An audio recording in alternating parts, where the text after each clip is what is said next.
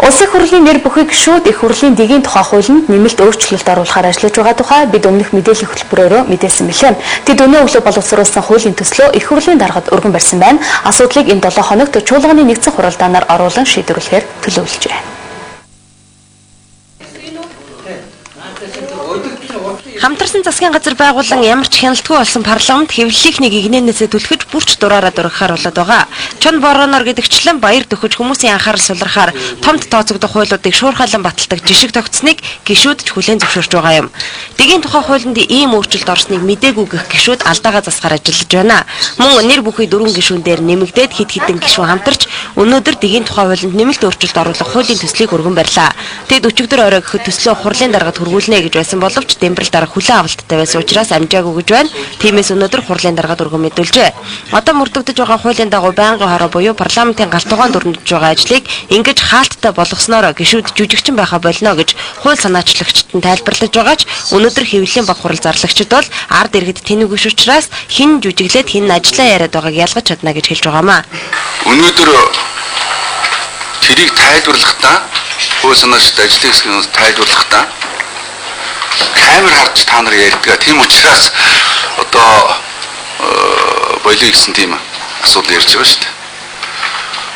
Яг одоо хэлцэж байгаа асуудлыг дагуу шүүмжлэлтэй, бас дэвшилтэй, тэгээ асуух асуулттай, гарах саналтай их тодорхой асуудлуудыг байнгын орон дээр хилцдэг имийг хэвлэл мэдээлэлээр гаргахгүй байх гэдэг бол туйлын хариуцлагагүй асуудал. Харин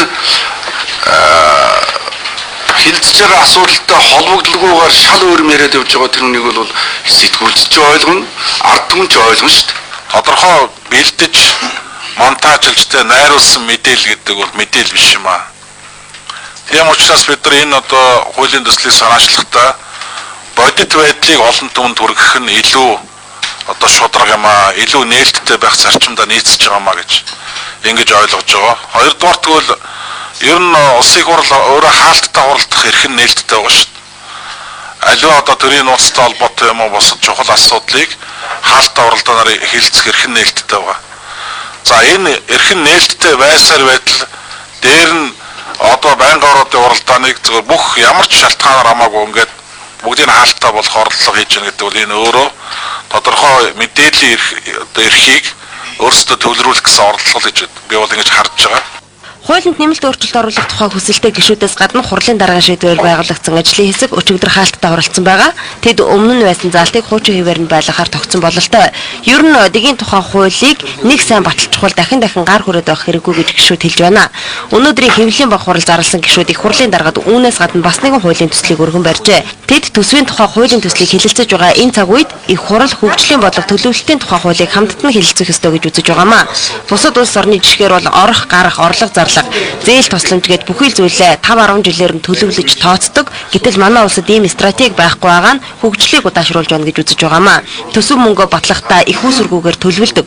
Үүн дээрээ нэмээд гинтийн зардал гаргадаг зэрэг нь хаанч байхгүй жишг. Тиймээс асуудлаа нэг мөр тодорхой болгож төлөвлөдөг болохын тулд энэ хууль хэрэгтэй гэж үзэж байгаамаа. Мэдээллийг шинээр Бацянаар